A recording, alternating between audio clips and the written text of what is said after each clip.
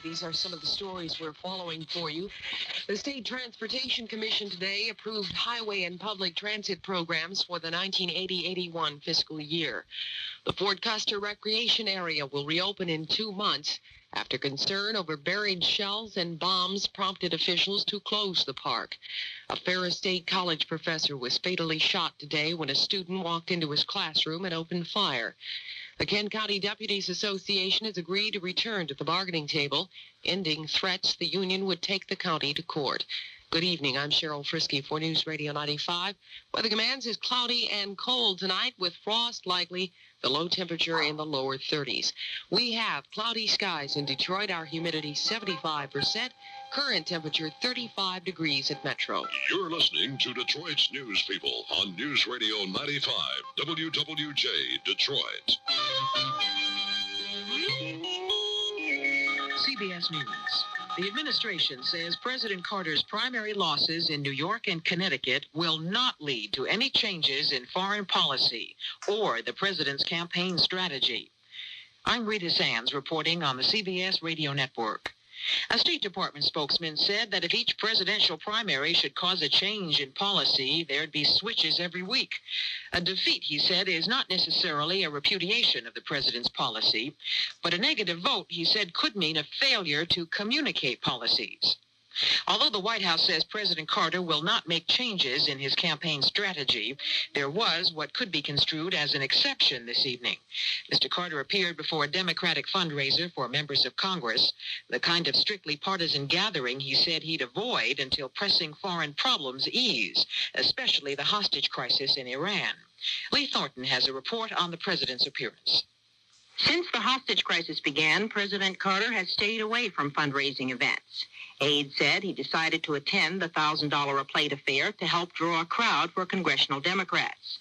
They said what he wants in return is cooperation on his budget-cutting proposals, what one official called perhaps the most unappetizing tray any president has sent to the Hill in an election year.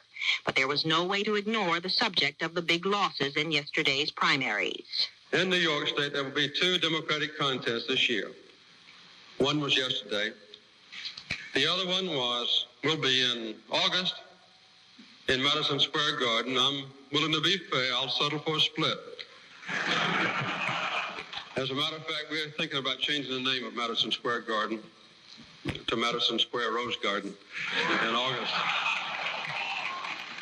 Mr. Carter spoke of a Democratic alliance that can solve the nation's economic woes, and he hit hard at the subject of a good partnership, not only to cope with inflation, but, as he put it, to win in November. Lee Thornton, CBS News, the White House. More news after this. Thursday, CBS Television presents Alex Haley and Norman Lear's exciting new dramatic series, Palmerstown, USA. In the South of 1935, everyone was supposed to know their place. You gotta be careful of disturbing the fine balance between the white folks and the colored folks in this town. This week, a gift comes between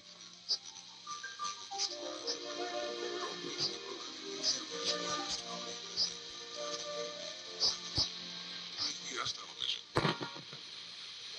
This is Ashford and Simpson. There's nothing nicer than getting a call from faraway friends. Except maybe you calling to... All right. Why don't you reach out? Reach out and touch someone. Reach out and just say no. Reach out and touch someone. Wherever you are, you're never too far. They're waiting to share your game. Reach out and touch someone. The Bell System. According to the New York Times, representatives of Argentina and West Germany have agreed on safeguards for construction of a nuclear power reactor in Argentina. This must give final approval. The United States has objected to the West German reactor sale because the reactor makes plutonium, which can be used in nuclear weapons. A college professor in Michigan was shot and killed today by a student who walked into his classroom and opened fire with an automatic pistol. Brent Williams of station WSGW in Saginaw reports. Ferris State College officials say that a 20-year-old student, Thomas Kokonis of Big Rapids, has been arrested for the shooting death today of a professor in his classroom. Dead of gunshot wounds to the chest is 34-year-old Robert Brower of Big Rapids, an associate professor of accountancy.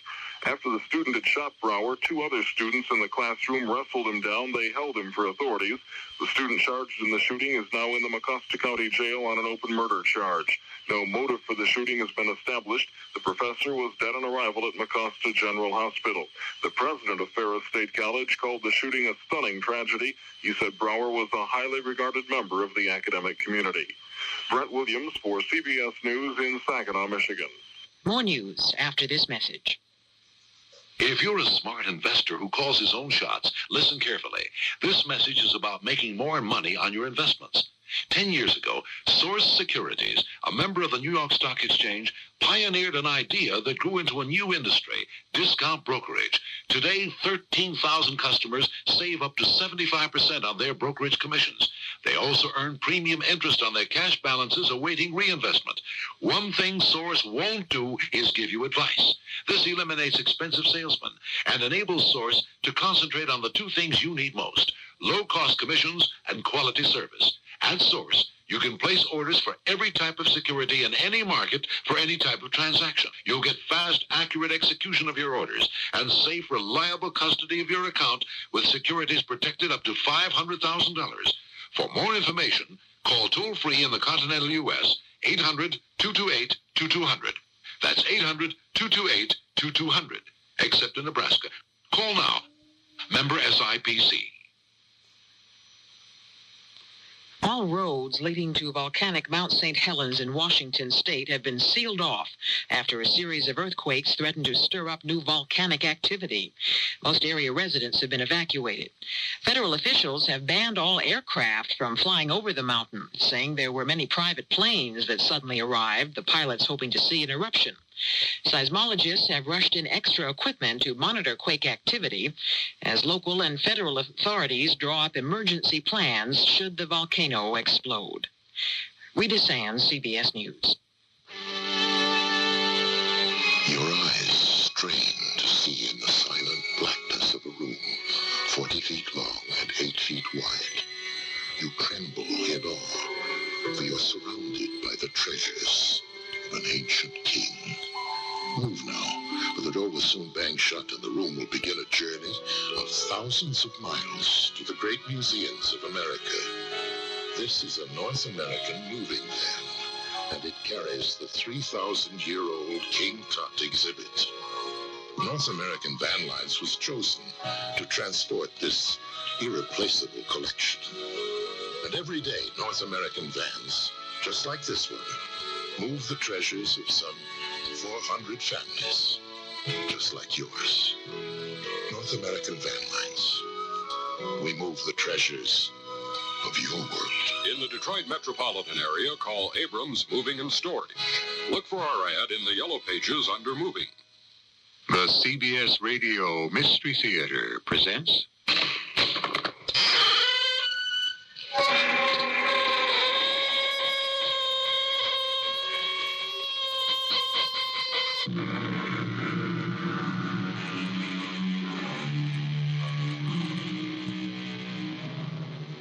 Come in. Welcome. I'm E.G. Marshall. There are some events so unforgettable, they're almost impossible to describe. How many of you who hear me now remember pictures of thousands of weeping Frenchmen in the streets of Paris as the German conqueror rolled down the Champs-Élysées? Another occasion that caused literally an entire nation to cry aloud, so great was the sadness, happened 115 years ago, one April day. We have looked into this tremendous tragedy, and for the first time on Mystery Theater, will reveal to you the secret behind the great conspiracy. John Wilkes Booth. Well, you're not by any chance the famous actor. I was, but I shall perform no more, Doctor. Only one play interests me now, and that is Venice Preserved. I shall play that. Isn't that the story that to save Venice, plotters plot to do away with the entire Venetian cabinet? Yes. For liberty, all the leaders must be assassinated.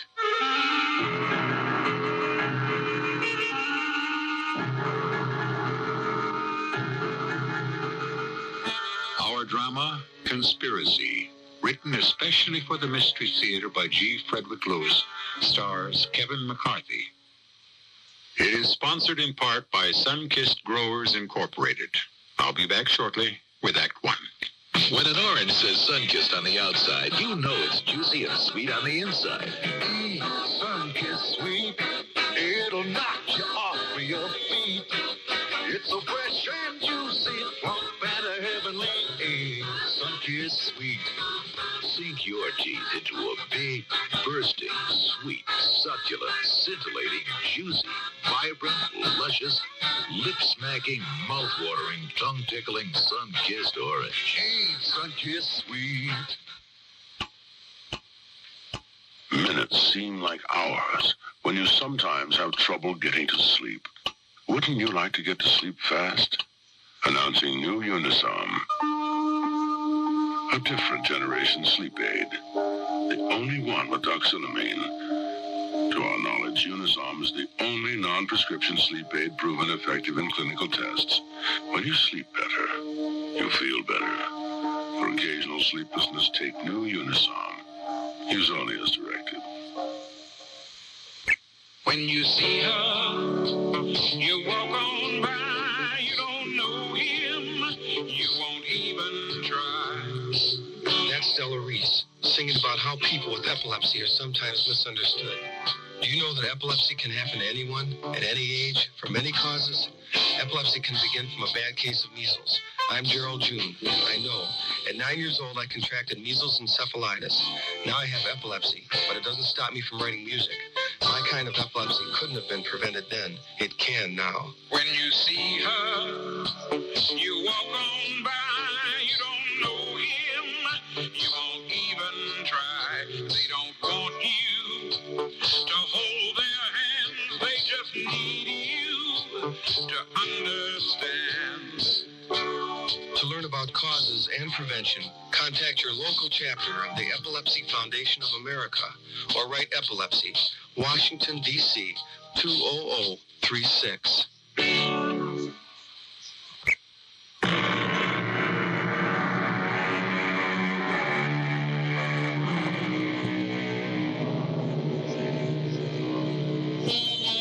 We are in New York City, November the 25th, 1864. The curtain has rung down on a performance of Julius Caesar, starring three actors who are related. The three great matinee idols of the day. Junius Booth playing Cassius, Edwin Booth as Brutus, and John Wilkes Booth, Mark Antony. The curtain calls have been taken. Edwin and Junius have returned to their dressing rooms. John Wilkes, alone, stands on the darkened stage. Where did I go wrong in the Friends, Romans, Countrymen's speech? Oh, what a fall was there, my countrymen. Then I and you and all of us fell down while bloody treason flourished over us. Oh, now you weep. That's the place. That's where I went off the track. No, do it this way. While bloody treason flourished over us. Oh, now you weep. Very quietly. That's it. Who's that? Mr. Booth, this is a great honor. I came around to the back of the stage to thank you. You're quite welcome. Your name, sir? Louis Payne, Mr. Booth. It may be hard for you to believe this, but tonight I saw Mark Anthony live. Why, thank you. You see, this is the very first play I've ever seen. I've been a soldier most of my life. Well, that's a pity. I suppose that keeps you on the go. Are you stationed hereabouts? No, Mr. Booth. When war broke out, I enlisted with the 2nd Florida Infantry. I was also at Gettysburg and then with Mosby's Raiders. A few very tight spots that ended me in a hospital in Baltimore. Now, here I am. Yeah, for a young man, you've seen quite a bit of action. Oh, I'm strong. I can give as good as I get. But tonight, Mr. Booth, seeing you on this stage, oh, that strength melted. I wept like a child. You have a way with words yourself, Mr. Payne. Why don't you come back to my dressing room for a bit of wine?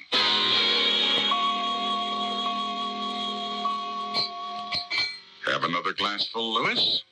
And I expect you to call me John Wilkes. Oh, a great honor. That's yours. As high as the glass will permit. A great honor, nonsense. We're both men of action. It's fate that has brought us together. You know Macbeth. Fate plays a big part. The witches. Oh, I'm afraid not. Macbeth, there was a man of action. But in my case, fortunately in my life, I have no Lady Macbeth to upstage me. Lewis, why don't you come with me to Washington? You mean after the war? This cursed war. I'm a man of peace, you know. I love peace. For 4 years, I've hoped and prayed for the dark clouds to break, but now... I see that all hope of peace is dead. The South is your home, Mr. Booth? John Wilkes, I told you, Lewis. Oh, yes. John Wilkes. Yes, I have ever held the South was right. The very nomination 4 years ago of Lincoln warned of war. The election proved it. Brother piercing brother's heart. How wicked.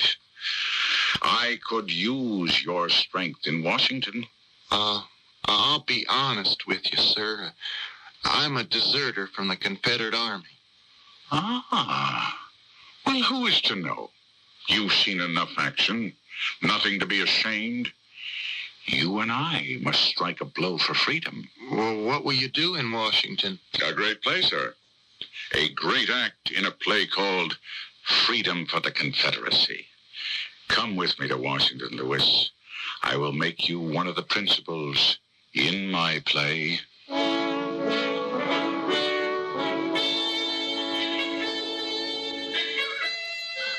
I beg your pardon, sir. I wonder if you could tell me who is the owner of this land? Why do you ask? Well, I've been up and down this part of Maryland, and I thought I might like to purchase a farm, you know? My card, sir. John Wilkes Booth. I was told by an old friend of mine in Bryantown, Dr. William Bowman, he said that there might be some land for sale, and I should try to find Dr. Samuel Mudd. I am Dr. Mudd, and yes, I know Dr. Bowman. But I'm afraid, sir, this land is not for sale. Hell, if I were the owner, I wouldn't part with it either. You wouldn't have any horses for sale, would you, Dr. Mudd? Horses? Why, yes, I could accommodate you. Now tell me something about the roads leading through here out of Washington. I mean, if someone wished to travel in a hurry, you know. Well, it really depends, Mr. Booth, where one intended to go. South, sir, south. I wonder if we might repair to your house, Doctor. There are some things I would like to discuss with you. Why, certainly. I'm sorry Dr. Bowman didn't apprise me of your arrival. Not his fault. I took him by surprise this morning. We're old friends, you know. He told me that you were a quiet advocate of the South. Too quiet, I'm afraid. But what can a doctor do? I see our old way of life threatened and ultimately disappearing. However, I put all my faith in General Lee. I hope it's not misplaced, sir. Is your house far from here? No, not at all. We can walk it. John Wilkes Booth. You're not by any chance the famous actor. I was. But I shall perform no more.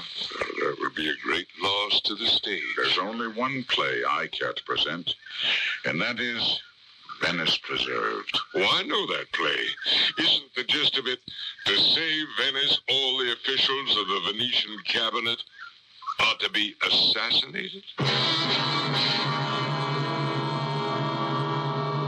Dr. Mudd, I have been slowly gathering faithful patriots about me. I have a plan.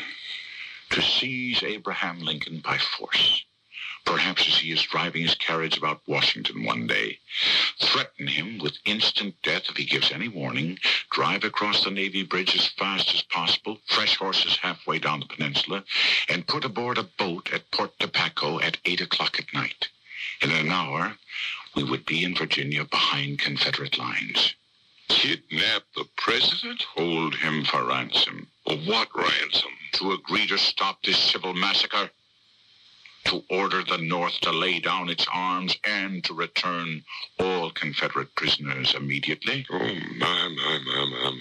I have often thought, if only I could be of some service. You can. Your farmhouse, Dr. Mudd, is only 30 miles from the capital. Can I regard it as a way station to freedom? You mean you wish me to have fresh horses ready? What do you wish? To do anything I can to save the Confederacy. Done. Mr. Booth, you said you were gathering men who could be trusted.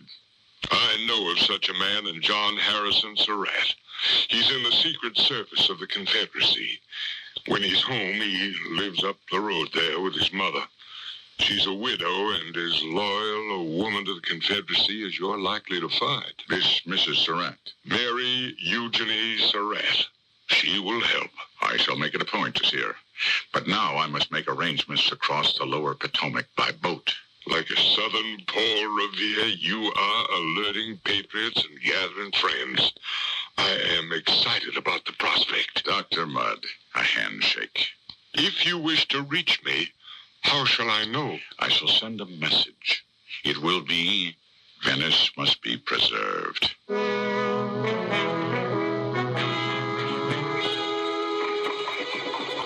Coachman, stop right here. I want to talk to that man lying in that doorway. Stop, I say. Lewis. Lewis Payne, is that you? Leave me go away. Lewis, what are you doing lying here on the street? You've been in an accident. Are you sick? Happy New Year, whoever you are. You look a sight. I never thought I'd run into you looking like this here in Washington. Let me help you to your feet. Come on now. Give me your hands. Give me your hands, man. I can get up alone. It's me, John Wilkes Booth. Don't you know me? Are you drunk? Oh, I haven't the price of a thimble of ale. No, I'm tired. You look terrible, Lewis. Skin and bones. My carriage is at the curb. I want you to come along with me this instant. You are Booth. I looked for you everywhere. Ford's Theater. I couldn't find you. Coachman, as soon as my friend and I are inside, direct your horses straight to my house, and don't spare the whip.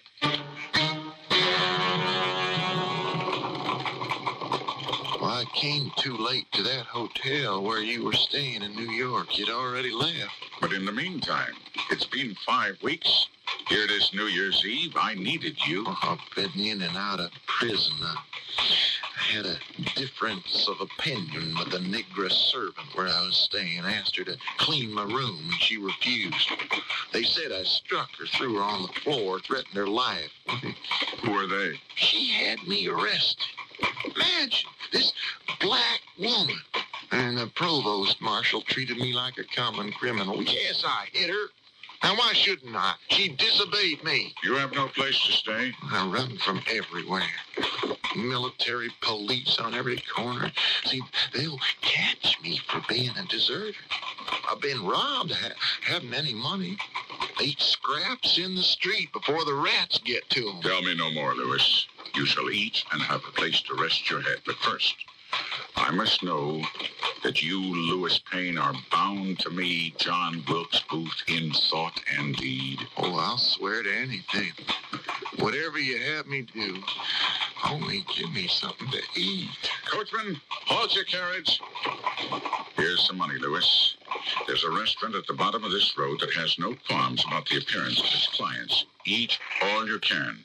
And then return to that White House down there on the corner. You see it? Yes, sir. Ring 3 times, then step back into the road, and I shall open a window, an upstairs window, and you will say, Venice must be preserved. and I shall come down and let you in. Gentlemen, tonight, 3 hours after the start of the new year, 1865, we are gathered each to help light the torch of liberty. John Wilkes Booth. Yes, Dr. Mudd.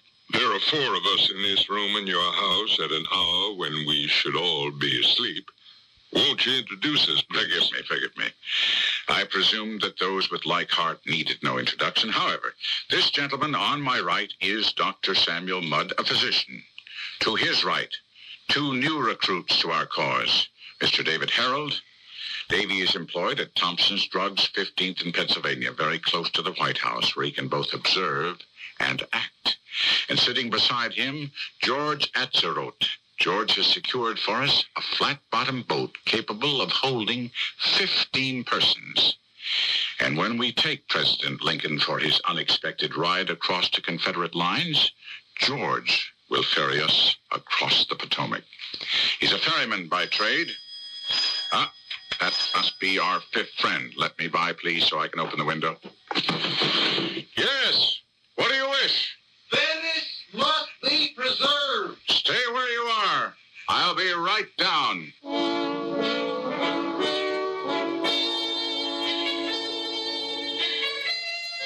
And so it began, a conspiracy which had no parallel in history. Actually, as we look back, we see it as a course plotted by foolish and misguided young men, not so much for honor, but for money. All except perhaps the leader, John Wilkes Booth himself. For Booth was a monomaniac on the subject of the wronged South. So much so that his mind was quite unsettled on the subject. In fact, you could say unhinged. I shall return shortly with Act 2.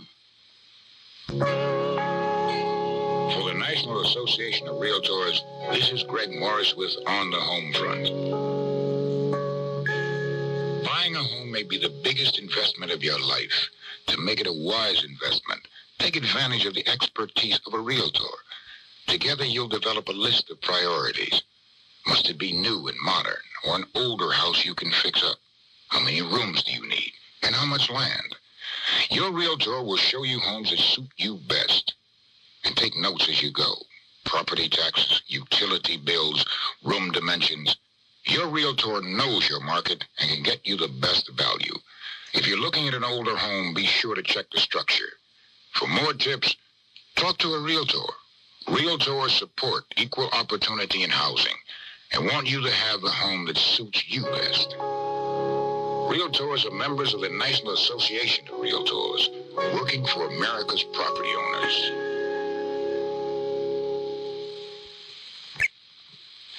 It's June 1778, and we're at the desperate Battle of Monmouth. A legend is being born before my very eyes. A young woman volunteer, Molly Pitcher, is helping fire one of the American cannon. Can you talk to us, Molly? Are you kidding? With half of the British Army coming at us? Fire!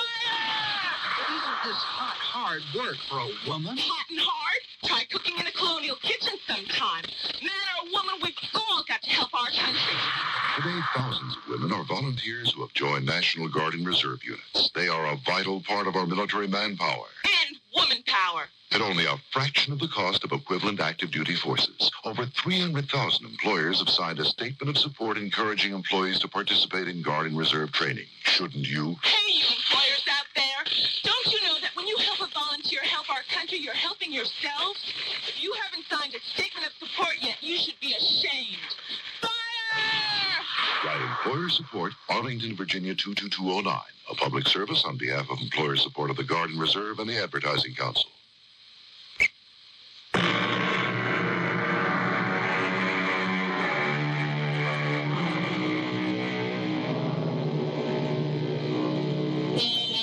The plot went forward to capture President Lincoln, spirit him from Washington across the Potomac to Virginia, then hold him hostage to stop the war, release the prisoners, grant amnesty to the rebel army.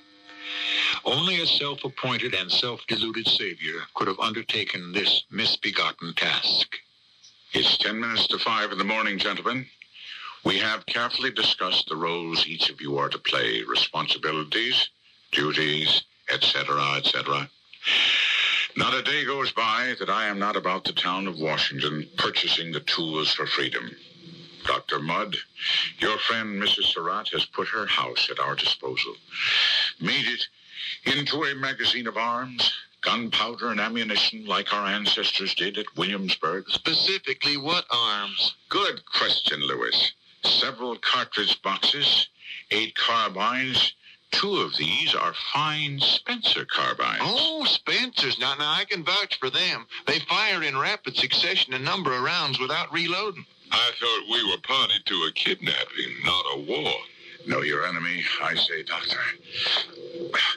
Excuse me. A little short of breath. Let's all sit down. What is it, John? You're very pale. I'm quite all right. Quite all right, Doctor. Not even tired. I've often stayed up all night talking to. We are but mortals. I think we should adjourn the meeting, Dr. Mudd. Let's carry him to the sofa. Davy, George, let's have a hand here. No, I protest. I'm quite fit. Quite fit.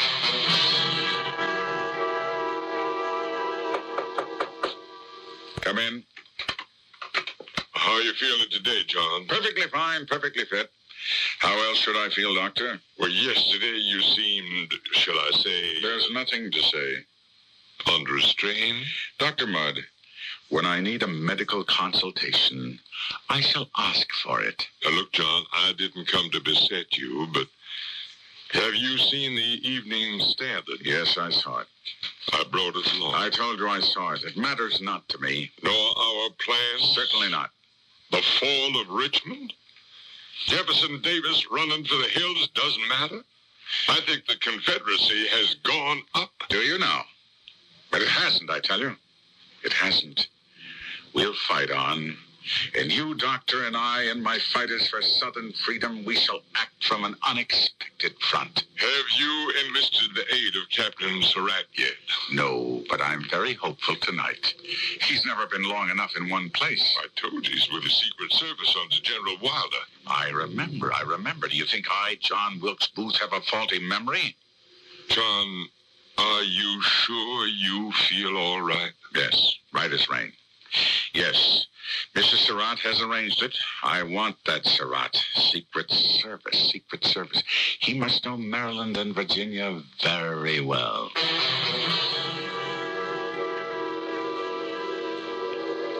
You? What is the word? Venice must be preserved. Captain Surratt? Wilkes Booth? I appreciate your meeting me here out in this field. Too much time has elapsed since Dr. Mudd first mentioned your name as an ally. An experienced ally. I've been busy. Yes, so Mrs. Surratt has surprised me walking in and out of the lines of the 2 armies. Washington, Richmond, New York. I'm not alone in the Confederate Secret Service. My mother tells me she's bound hand and foot to your cause, Mr. Booth. Did she have a message for me? Yes. She has a longer rope. And a monkey wrench of the correct size. I gather this has some meaning for you. Would you join our effort, Captain Surratt? May I reserve decision until I've heard your scheme? First of all, the longer rope. Are you about to hang Lincoln? I would if I could.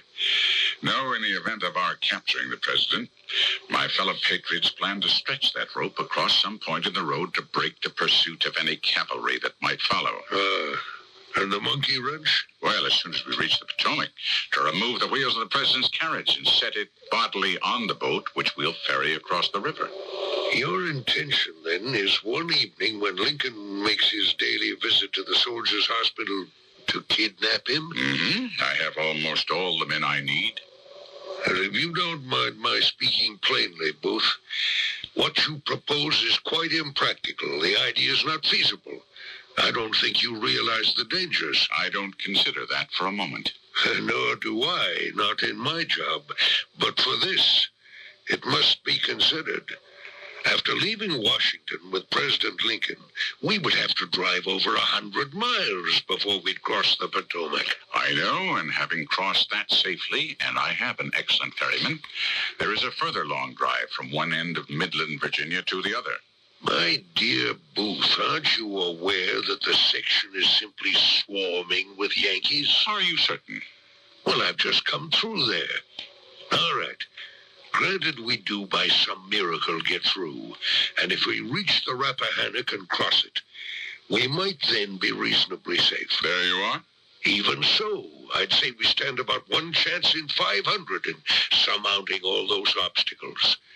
From the moment we get possession of Mr. Lincoln's person, the entire country will be in a furor. Who think? The President of the United States. He can't be spirited away like an ordinary citizen. I'll take that chance. Any chance.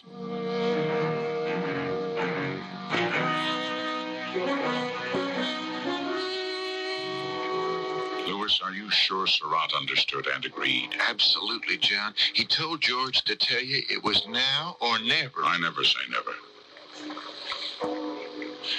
9 o'clock. The evening of March 16th, the year of our Lord, 1865. A date that will be long remembered. I hope I'm here to remember it. You shall be, Lewis. You shall be richer, retired, and respected as one of the liberators of the New South. You shall remember this very spot where you stood at the Long Bridge, about to make history. If Surratt does what he agreed to. At what time was Lincoln to visit the soldiers' home tonight? Oh, David Harold told me 7:30. How do you find him? Reliable? Davy, I mean. Don't ask me. You assigned him to watch the White House. Well, naturally, he takes medicines over there from his pharmacy, and he has a woman friend who keeps him posted. Wait a moment. Did you say 7:30? You told me Surratt would jump that carriage at 9:30. I never told you anything. I never even saw you. I gave the message to that fool at Surratt. I told him what Davy told me, 7:30. Well, if Surratt followed the plan, grabbed the reins of the president's carriage at 7:30, it wouldn't have taken him this long, an hour and a half, to drive through old fields to where we're standing now. Shh. What is that? What? I don't hear a thing but the water under the bridge. Lewis, you go across the road and ask Aunt Surratt what time he told me. What difference does it make? What's done is done. Now look, you hand-picked everyone. They were all your choice. And George can't even write his own name. You could have done better. He has wrecked our plans. Now, don't be too certain. Surratt may still bring us the president. Why do you keep protecting George? Because I am not a ferryman, and neither are you. If anyone can get Lincoln safely across the Potomac, it'll be him. Now go across the road and tell the others to remain on the alert. We will wait until midnight.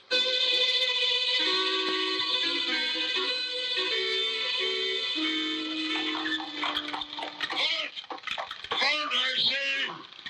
Who goes there? Who desires to know? I'm the Marshal of the District of Columbia. You, sir, in that carriage, stand and identify yourself. Certainly. I'm Edwin M. Stanton, Secretary of War. Secretary Stanton. Oh, forgive me, sir, but word is out there may be an attempt on the life of the president tonight, so we're stopping every horseman in carriage. Marshal, isn't the president at the White House? No, Mr. Secretary. The president was scheduled for his evening visit at the soldiers' home, the old 7th Street Hospital, so we're protecting the road. He's not there, Marshal. I can vouch for that. I've just come from there. Carry on, Marshal. You and your men stop everything that moves this night until I send word the president has been found safe. Coachman, the White House.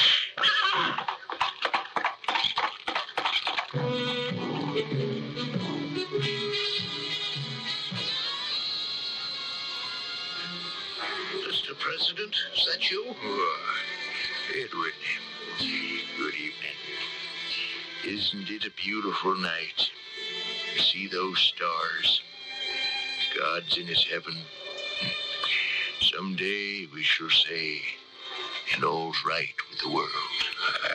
I look for you at the soldiers' home. I would have been there if I could.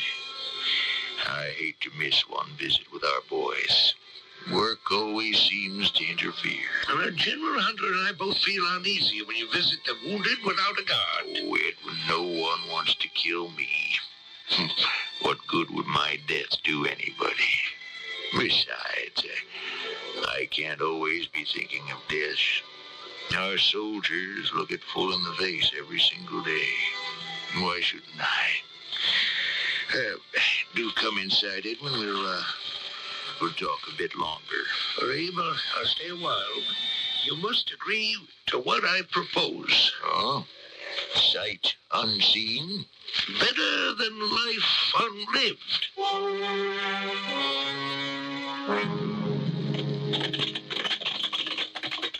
This is where Surratt lives when he's in Washington. Dismount, Dr. Mudd. You too, Lewis? Yeah, I'd like to give that Captain Surratt a piece of my mind.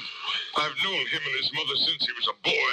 I simply don't understand. I don't like it a bit, I do. Lewis, try to contain your temper. Staying up half the night waiting for the infallible captain? If you don't mind, John Wilkes, I have better things to do with my evenings than wait at bridges. Dane. Yes, Dr. Mudd? Let's keep the post-mortem of this botched kidnapping a short one. I know how to handle this, Dr. Mudd. Will you get out of my way, Lewis? I want to pull the bell. Booth, it's 2 in the morning. If someone were home, they would answer. Ridiculous. Where is Surratt? This is 541, isn't it? Yes, it is. Now, these houses on 8th Street look alike. If Surratt is here, I suspect a good reason why the mix-up tonight. And what if he is not? Then, Dr. Mudd, I shall expect an even better reason. Now, where are you going, Lewis? I'm going to bed. I am not spending one more minute waiting about for your officious, ill-mannered, greedy friend, the captain. Something must have happened. Can't you recognize that? You think Surratt is a patriot. I think he's a cowardly opportunist. Good night. Lewis doesn't know the man as you and I do, Doctor. He's jealous of Surratt, always has been. None of them seem to like one another, John. Well, I never pledged them to love, only to serve. My common sense told me all along abducting the president in his carriage was not a workable idea. Well, Doctor, a good soldier never lets himself run out of ammunition. Explain yourself, John. If the president cannot be captured on his way to the soldiers' home, then we shall kidnap him at the theater. He often goes to Ford's. He's a devotee of Shakespeare. One evening, when he's in his box, he can be lifted up from behind and thrown down onto the stage. It's only 12 feet. He can be caught by 2 of our comrades and hustled out the stage door to a waiting carriage. I've already bought one, perfect for the occasion. John, are you mad? Don't say that. In front of a theater filled with people, you think they're going to sit quietly and watch a kidnapping of their president as though it were part of the play? All I need is a stagehand or a scene shifter who works at Ford's Theater. Well, frankly, I'm at my wit's end. What would he do? Why, turn off all the lights, footlights, audience lights, house lights, everything. Shut down the gas at the main. Plunge the theater into darkness. In a crowded theater? Why, there'd be a riot. Precisely, Dr. Mudd. One needs time to escape.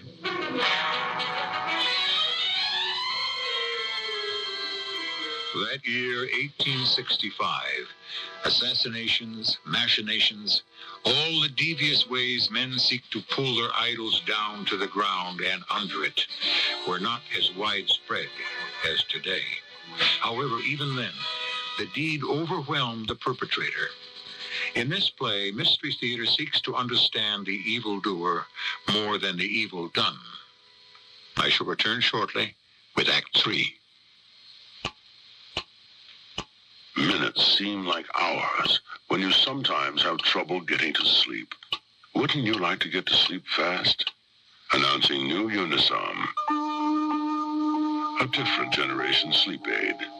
The only one with doxylamine. To our knowledge, Unisom is the only non-prescription sleep aid proven effective in clinical tests.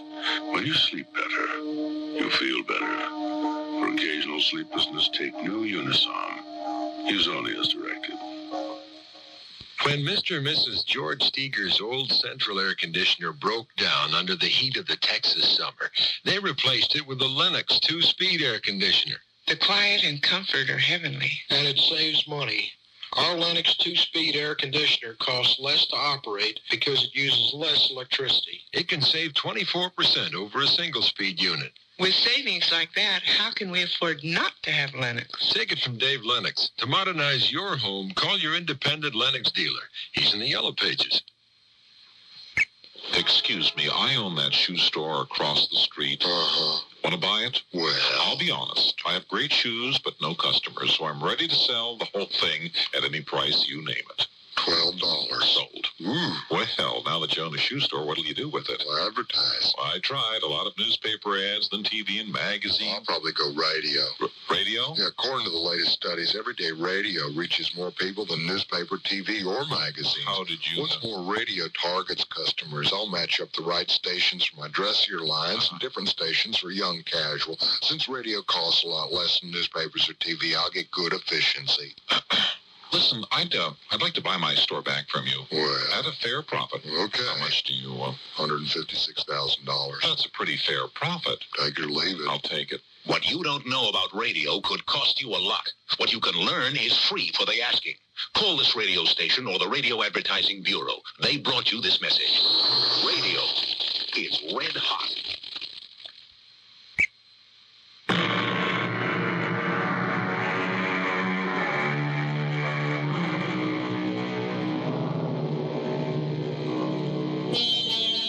It is April 1865.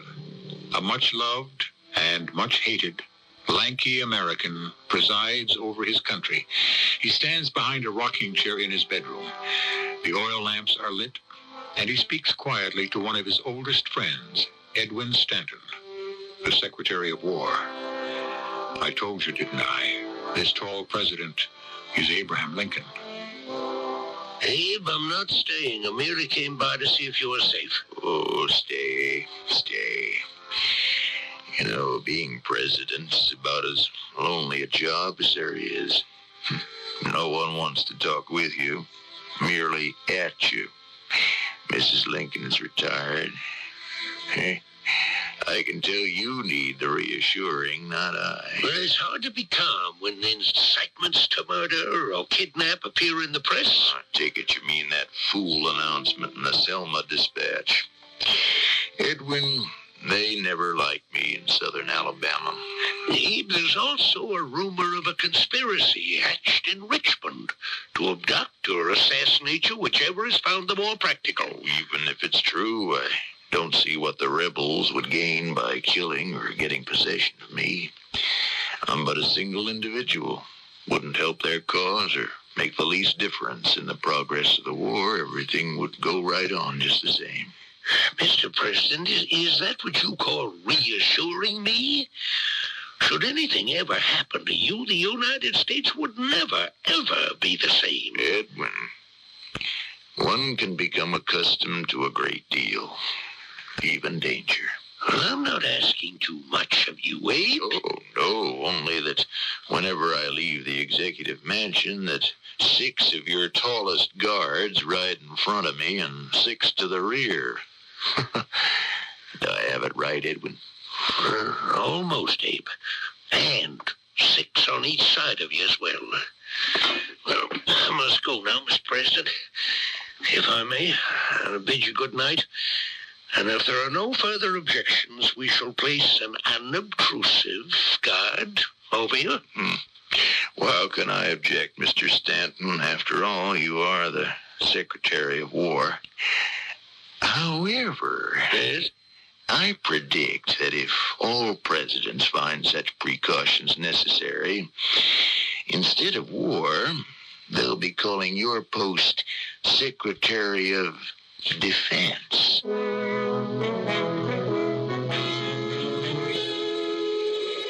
Who's there?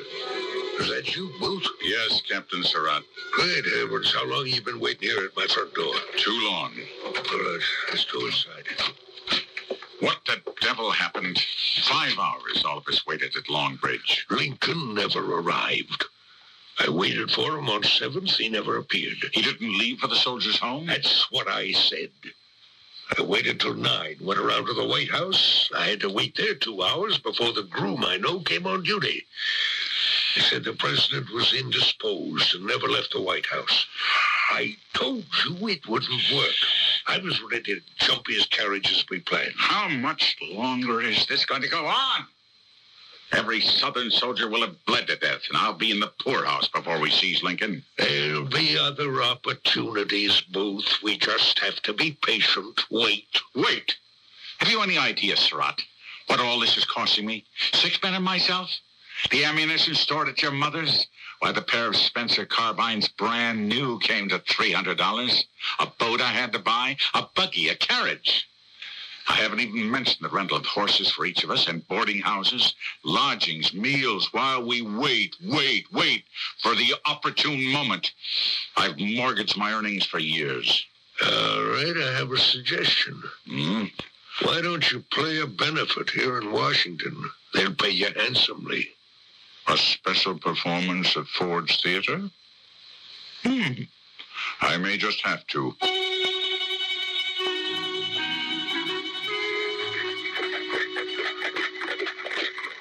John Wilkes, this is a ridiculous waste of time. Riding around Washington in your carriage we've been up and down Pennsylvania Avenue for the better part of an hour. You haven't said a word. All you do is keep looking at all the other carriages. Have I said nothing, Lewis? Well, I've been thinking the unthinkable. Was it only a month ago we failed in our planned kidnapping? Less. We were ready, all of us, waiting for Surratt to drive up with his prisoner, but the president didn't oblige. What's that in your hand? Handcuffs. Surratt had them to handcuff Lincoln once we had captured his carriage. You snapped them in and out. I've had them on my wrists. I don't like them. They lock with a key. Yes, they do, Lewis. But we have lost that key. The key to free my land from its bondage. Now the North will be our masters forever. It's all over now. Don't you know the news? No. Lee surrendered to Grant yesterday at Appomattox. The South will now forevermore be in chains. So I put these handcuffs back into my pocket. No point in kidnapping Lincoln now, I see. Of course. There's nothing to stop that treacherous man from being president as long as he lives. Is there? Well, I doubt he'd wish it. But the country would let him. Driver, look sharp. You see that carriage coming towards me, drawn by 2 grays? Well, follow it, driver, will you? Turn around and follow it. Don't you understand what I say? Don't let that coach now out of your sight. Whose carriage is that? Lincoln's. Following won't do any good. He's 12 deep in guards. Well, you can never tell. I'm very accurate with the Derringer. But I haven't brought mine with me. The more's the pity. Oh, now you listen to me, John Wilkes. If you ever get a notion to shoot the president from a carriage I'm riding in, warn me. Now, I'd like to have a few hours of notice so I can prepare my escape. Very well, Lewis. Consider yourself on notice as of this moment. For what, John Wilkes? A special benefit at Ford's Theater tomorrow for the benefit of the dying Confederacy.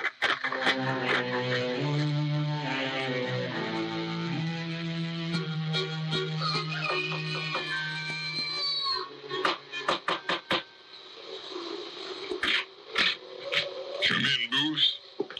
I've been waiting for you. I slept very little last night, not after your message. Dr. Mudd, I haven't slept at all the entire night. Do you know what day it is today? Certainly April 14th. Oh, it's more than that. It's Good Friday. Is it now? Good Friday. Well, it'll be a black Easter for the North before this weekend is past. You have my spurs. Right here in this chest. Will you give me a hand to put them on, Doctor? Yeah. To have one come loose has to happen just once. When I've done the deed and jumped a dozen feet from the president's box to the stage, believe me, nothing will stop my escape. Keep your feet clear of the flags around the box. They could trip you. It's my head that must remain clear, not my feet. Now you listen, Captain Surratt. I am not impressed with your pussyfooting Secret Service. You have never seen any real action. All through the war, I bet you slept in a bed every night. That's fine talk from you, Mr. Deserter. It got too hot for you, did it? Booth is here. Payne, you and I'll talk later. Good day, gentlemen. I've asked you all to meet me here for final instructions and assignments.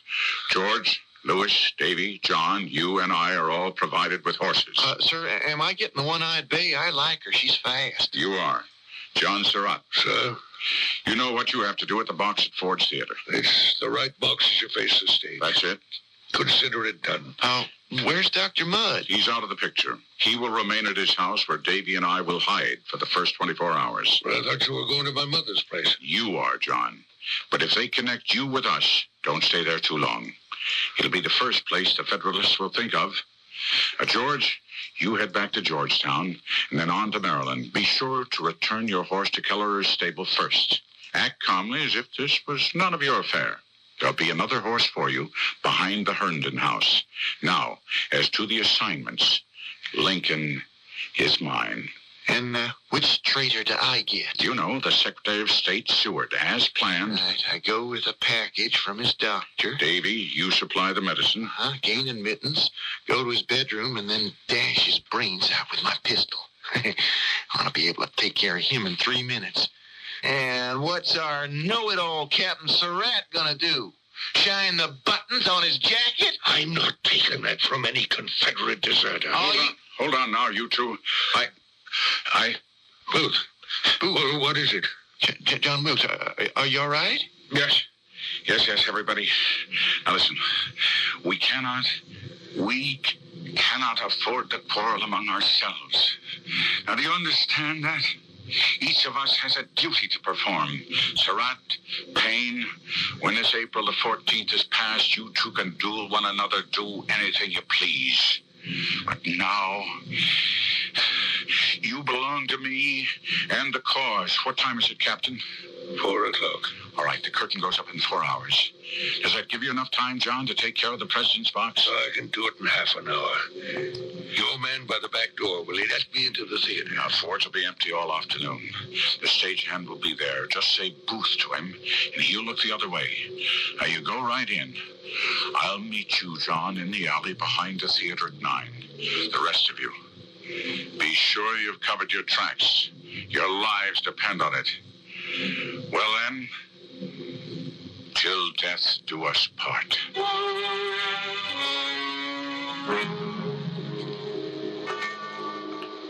Surratt? It's done. So everything is ready. Just as we planned. I cut a hole in the inner door leading to the box, right where you'll be able to see Lincoln sitting in his chair. And what about the outer door? I left that short piece of 2x4 where you can wedge it against the outer door. So after you've fired the shot, jump clear to the stage. It'll delay anyone trying to get to the president. My job's done, John Wilkes. The rest is up to you. I'll hide in the alley till it's time. You signal me when the second act's begun. You can count on me. I'll signal. The second act of Our American Cousin is the most diverting. As soon as I see your sign, I'll slip past the guard. They're usually so taken up with the play they can't be bothered. And I'll be inside the first door. And then a quick look through the peephole. And then Venice will be preserved. Heaven help you, Booth. Sic semper tyrannis. Goodbye.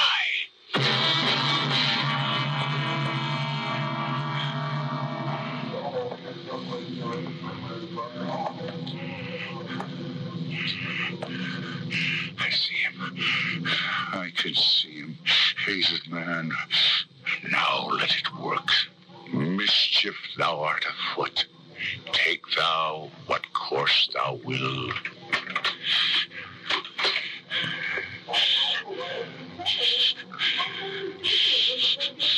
Sic semper tyrannis!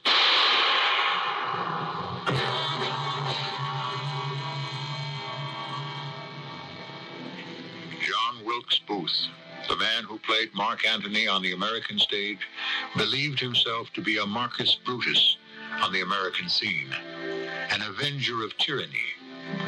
And so ended perhaps the greatest conspiracy of them all. And so began, certainly, our greatest tragedy, the death of our greatest president.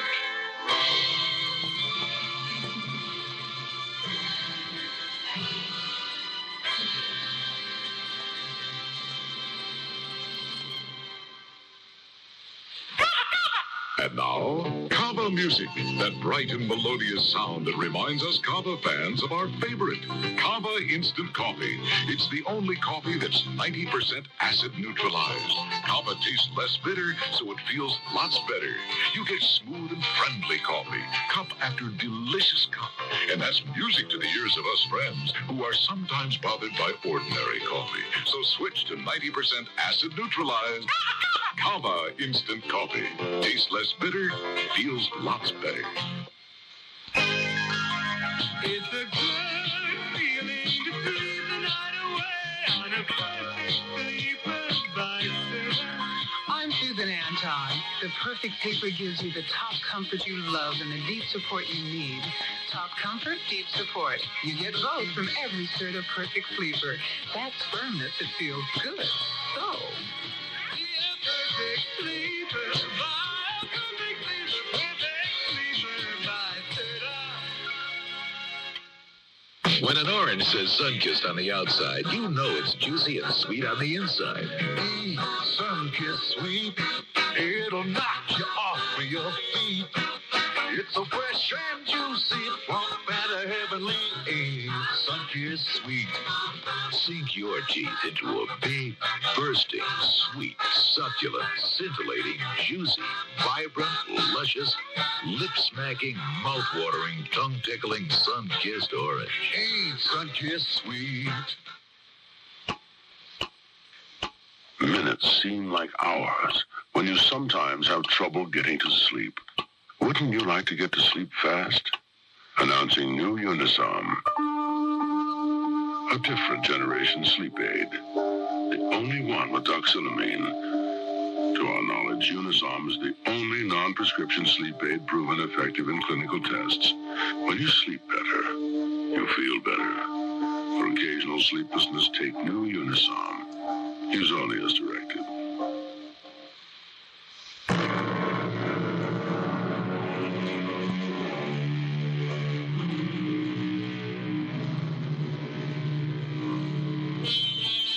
Rarely does the Mystery Theater attempt such authenticity in what is, after all, a playhouse of the unpredictable and the unknown.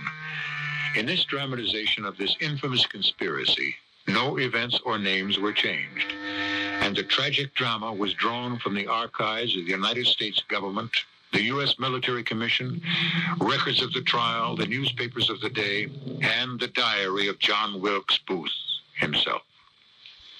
Our cast included Kevin McCarthy, Russell Horton, Arnold Moss, and Court Bent.